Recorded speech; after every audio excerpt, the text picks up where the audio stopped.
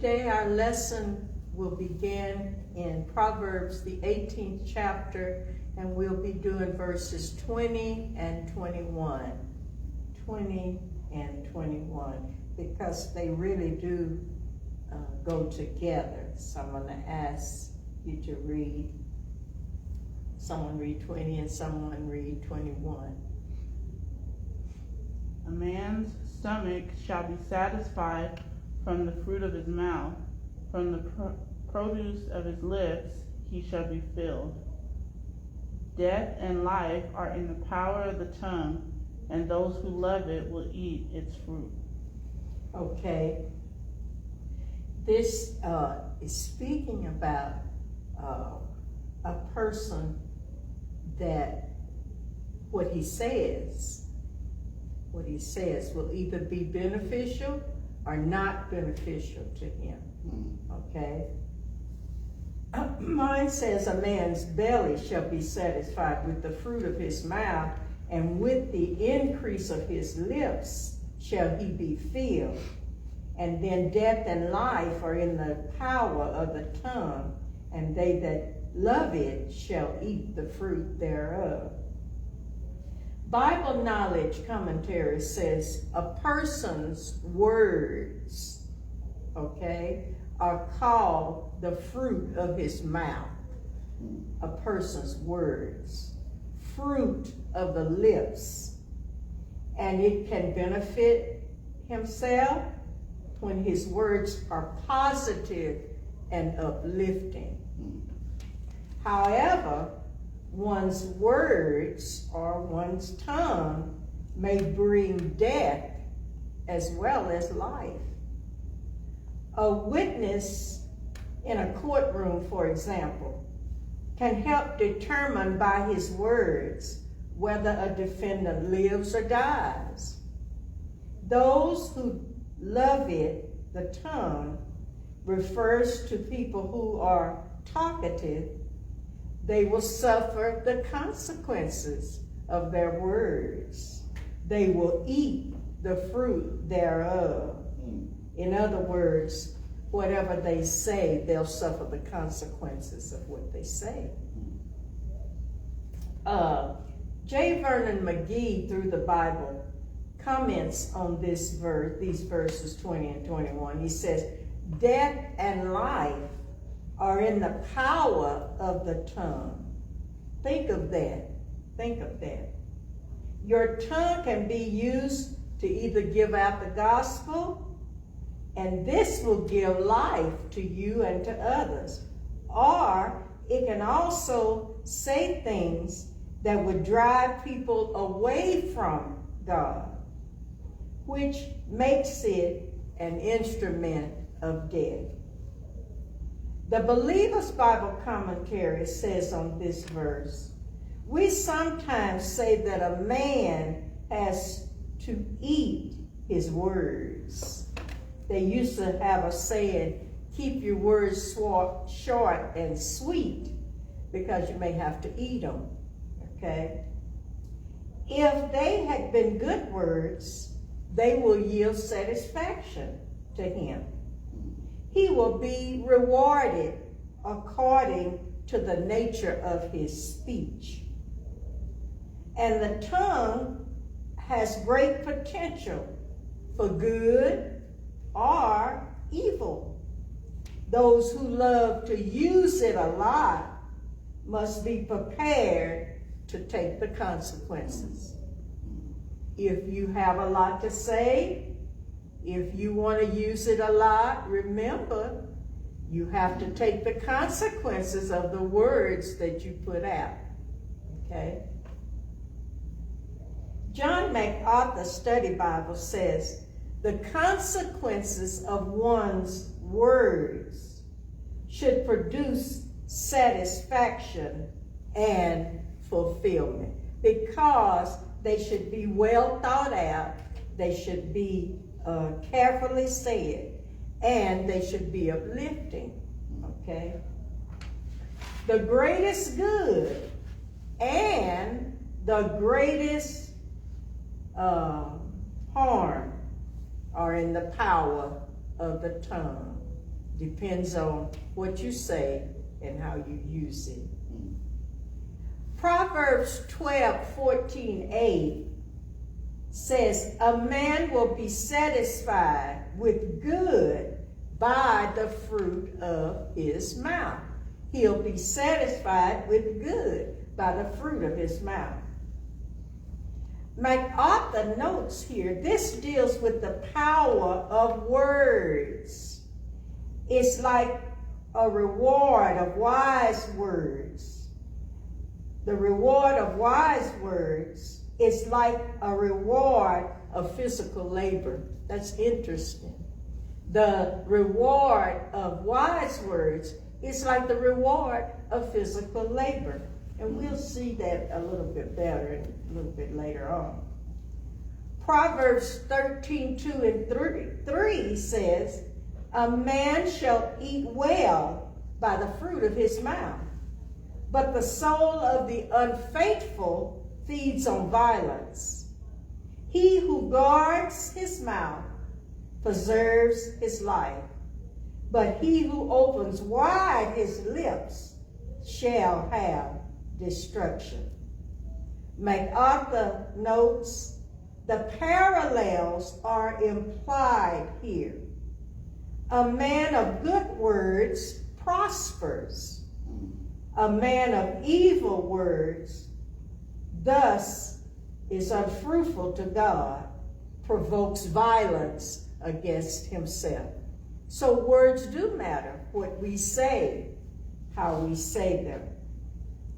The Enduring Word Commentary says, for some, it is possible for them to make a living by what they say. Isn't that interesting? They provide sustenance for themselves and their family from the fruit of their mouth. Teachers, doctors, lawyers, preachers, orators, they use their mouth as a means to provide sustenance for themselves and their families. In other words, what they say becomes fruitful to them because it's used so they can make a living. Very interesting. It also brings out the thought here, whatever a person gives out, whether beneficial or harmful, he himself will be filled with it. Though what he gets back in return.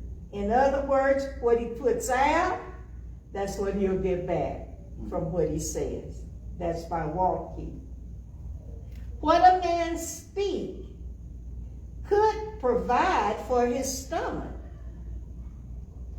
But the tongue not only has the power of provision, it also has the power of death and life. Those who are wise enough to love and appreciate good, wise words, beneficial words, will be blessed and will benefit from the pleasant fruit of wise, effective speech. But the evil tongue slays in 3 ways. The evil tongue brings destruction in 3 ways. First, it slays the talker. Next, it slays the one talked about. And then third, it slays those who listens to what is said. So that's the way. It can either be fruitful or it could be destructive. That comes from Ross. John Gill's exposition says, with his own words, not somebody else's words, but with his own words and speeches, when they are godly, beneficial, wise, helpful, given with grace, they minister to the speaker.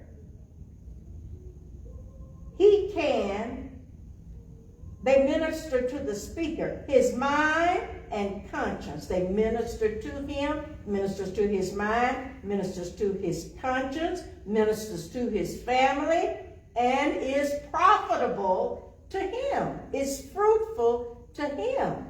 Wise words, using the mouth, can be wise if you speak wisely, and it can even be beneficial, not only just in everyday life, but even monetarily.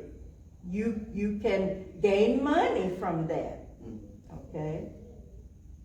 But it also can be used to destroy and to tear down and to cause much harm to the speaker and also to the listener. Okay? Where did I stop? His family can enjoy the fruits of his labor according to what he sows with his lips. The teacher uses her mouth all day long to speak to the students. At the end of the month or whenever they are paid, they are given money for using their mouth in a fruitful way that it can help take care of their families. A speaker that goes from place to place, speaking, an orator, a preacher, those who use their mouth to give out can be gain money from that, and they can help their families. But those that use words the wrong way and use their mouths for the wrong purpose can also cause destruction upon themselves, those who hear it, and those that they're talking about. The tongue can be an instrument, is the instrument either of a great deal of good or a great deal of evil. Benson commentary says, wise and edifying speeches tend to comfort and satisfy the speaker, as well as it does good to the hearers. Wise and edifying speeches tend to comfort and satisfy not only the hearer, but also the speaker. And those very talkative shall receive either good or evil according to the quality of their speeches. They that delight to be talkative, that love to use the tongue, whether in a good or in a bad way, shall accordingly be recompensed.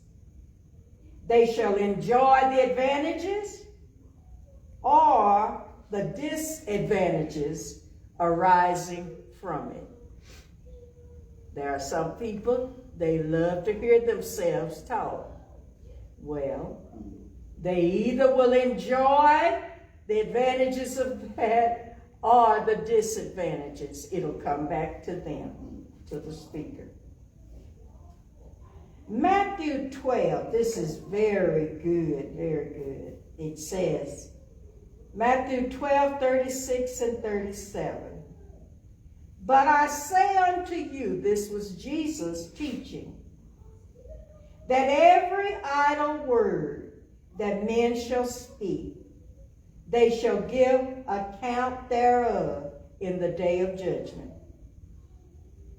For by thy words thou shalt be justified, or by thy words, thou shalt be condemned. So whatever is said, just like Proverbs is telling us, however you use those words, okay? John MacArthur says, every person is judged by his words. Why? Because they reveal the state of the heart. Eventually, you're going to know what's in that person's heart by what they talk about, what they speak of, what they tell, what they have conversation about. You know what's in their heart by what they talk about. Isn't that interesting?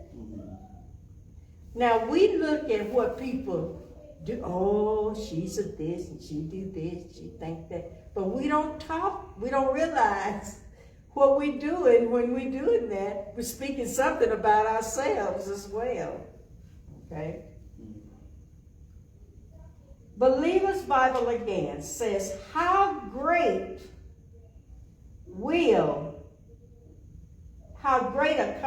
the condemnation will be against those who speak vile words against God's holy Son, Jesus Christ. That makes you shudder.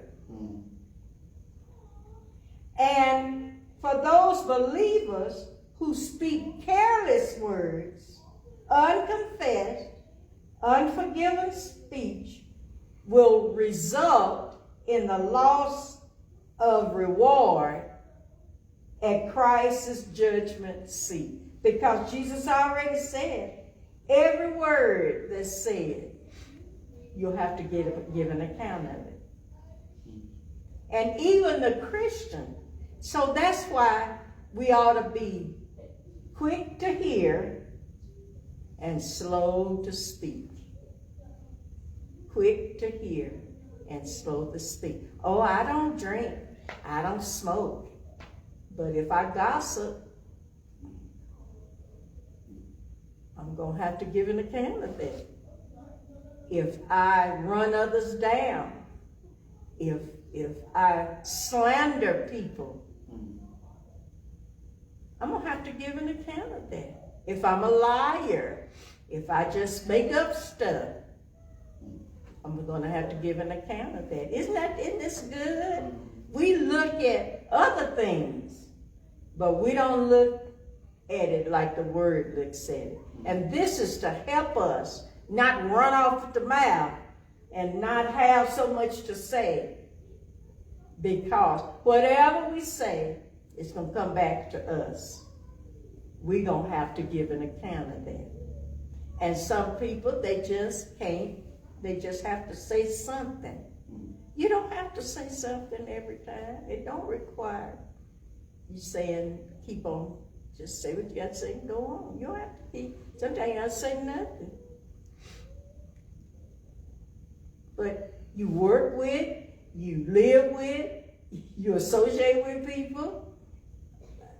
The fruit of those lips, the fruit of the mouth, is just blah, blah, blah, blah, blah, blah, blah, blah, blah, blah, blah, blah, blah, blah, blah, blah. Not realizing you can either cause great encouragement or you can cause great harm.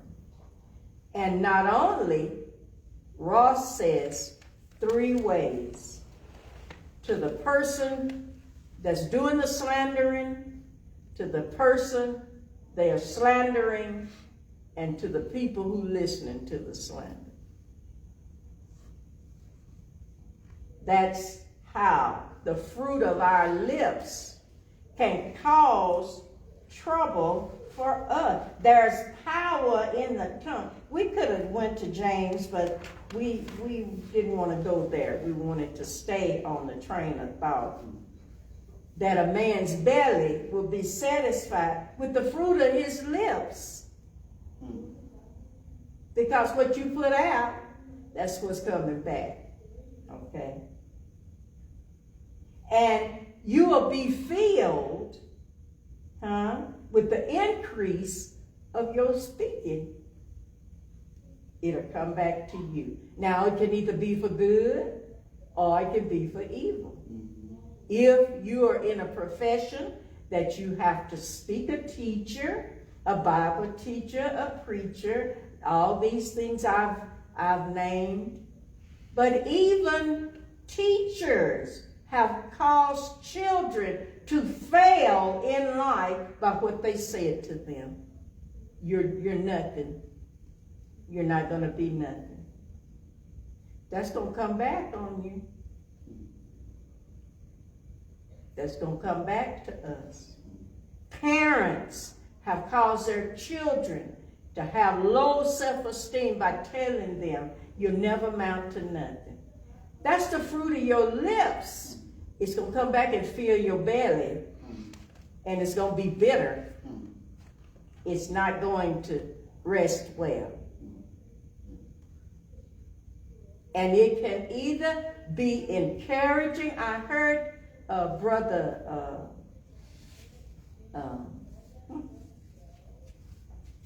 you just went right out of my mind.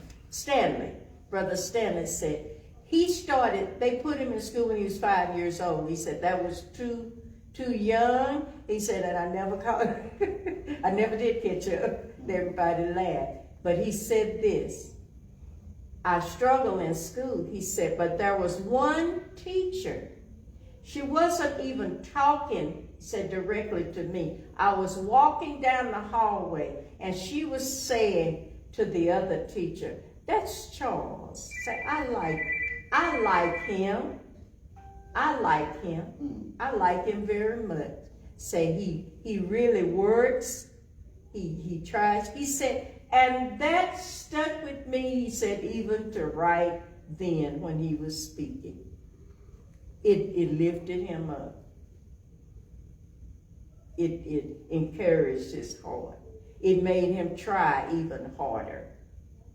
You come to a service to hear about the Lord, and the person stands there and tears you and cuts you to pieces. Many have gone home and never come back. That's going to hurt.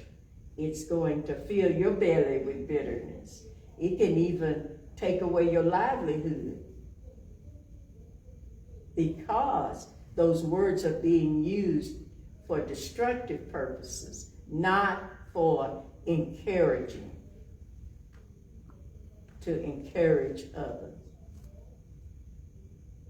And that, I don't mean fix it, that sweet, syrupy pretense, that's going to come back to haunt you too.